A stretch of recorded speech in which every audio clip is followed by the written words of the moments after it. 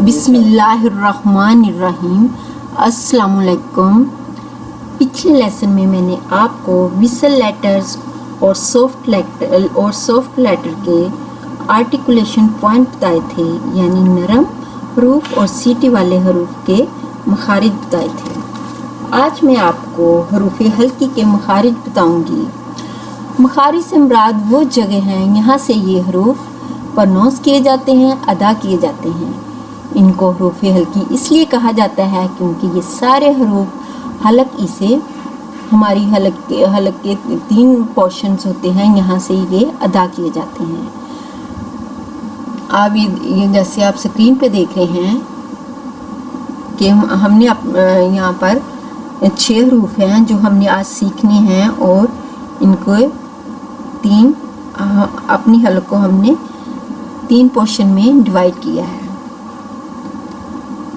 Number 1 bottom of the throat, यानी कि हमारी हलक का जो सबसे निचला हिस्सा है, यहाँ से हम हमजा और हा अदा करेंगे। और हमारी हलक का जो मिडल हिस्सा है वहाँ से हा और आइन अदा होगा। और हमारी हलक का जो टॉप का हिस्सा है वहाँ से खा और गाइन अदा होगा। हम इंशाल्लाह ताला स्टेप बाय स्टेप इन 6 हरूफ को आज सीखेंगे। सबसे पहले हम हमजा और हा को सीखते हैं। ये हलक के नीचे वाले हिस्से से अदा किए जाते हैं।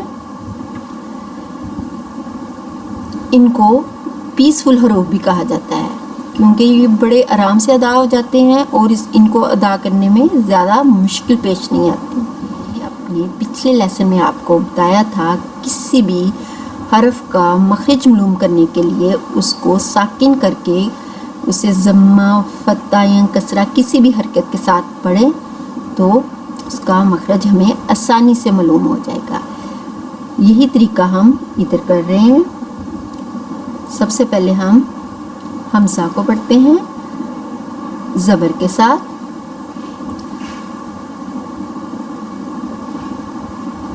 हमजा ज़बर हमजा आ, हमजा ज़ेर हमजा ई। आगे चलते हैं। अब हम ये वाला लेटर पढ़ेंगे।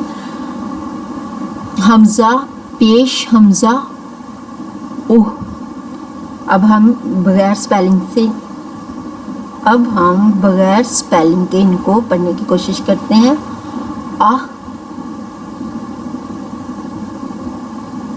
आ ई ओह जी।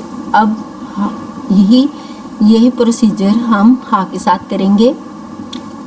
हमजा ज़बर हा अह। हमजा ज़ेर हा इह। हमजा पेश हा अह। अब हम बगैर स्पेलिंग के पढ़ते हैं। आह इह उह जी। हमारे अगले लेटर हैं आइन हा। ये हलक के दरमियान वाले हिस्से से अदा किए जाते हैं।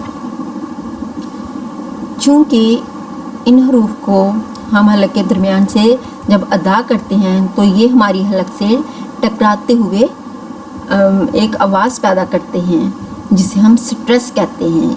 इनको स्ट्रेस लेटर भी कहा जाता है क्योंकि जब हम इनको अदा करते हैं तो इनकी आवाज़ हमारी हलक से टच करते हुए गुजरती है। इसलिए इनको अदा करते वक्त हमें अपनी ज़ुबान को पीछे हलक की तरफ नरमी से लेके जाना है और होंठों को मजबूती से ऊपर और नीचे खोलना है।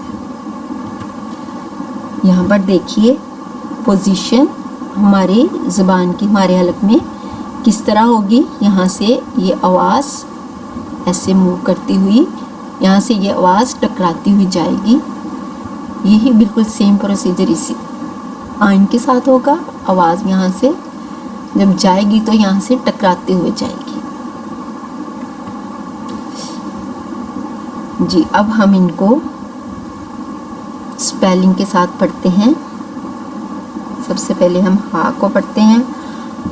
حمزہ زبر ہا اخ. حمزہ زیر ہا اخ. حمزہ پیش ہا اخ. اخ اخ اخ. اب ہم آئین کو پڑھتے ہیں. حمزہ زبر آئین اح. حمزہ زیر آئین اح. حمزہ پیش آئین اح.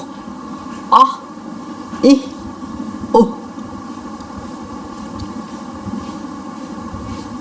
آپ نے دیکھا کہ جب ہم نے ان کو ادا کیا تو ان کی ادائیگی کے وقت ہماری آواز حلق سے ٹکراتے ہوئے، سٹریس کھاتے ہوئے پھر ادا ہوئی. یہی ان لیٹر کی پہچان ہے کہ جب بھی ہم نے ان آواز پیدا کرنی ہے تو وہ ہماری حلق سے ٹکراتے ہوئے پیدا ہوگی، جس سے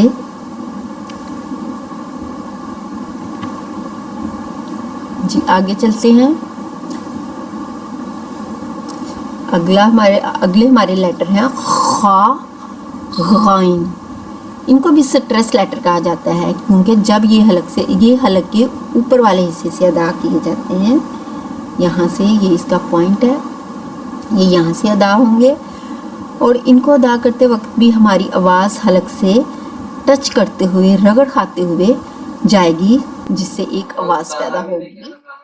جیسے اب ہم اس کو ملا کے پڑھتے ہیں اسپیلنگ کے ساتھ. حمزہ زبر خا اخ. حمزہ زیر خا اخ. حمزہ پیش خا اخ. اخ اخ اخ. یہی پروسیجر ہم غائن کے ساتھ کرتے ہیں. حمزہ زبر غائن اغ. حمزہ زیر غائن اغ. حمزہ پیش غائن اغ. اغ اغ اغ. آپ نے دیکھا اس سٹریس لیٹر جب ہم نے ان کو ادا کیا تو ان کی آواز ہماری حلق سے ٹکراتے ہوئے گئی اور یہاں سے ہم نے اپنی آواز کو حلق سے ٹکراتے ہوئے باہر لے کے جانا ہے اور پھر اس سے ایک خراش کی آواز پیدا ہوگی. ایسی آواز پیدا ہونی چاہیے خا اور غائن میں. امید ہے کہ آپ کو سمجھ آ گئی ہوگی. اب آپ پریکٹس کیجئے اور انشاءاللہ تعالی اگلے لیسن میں ہم نئے حروف کے ساتھ ملیں گے. اللہ حافظ.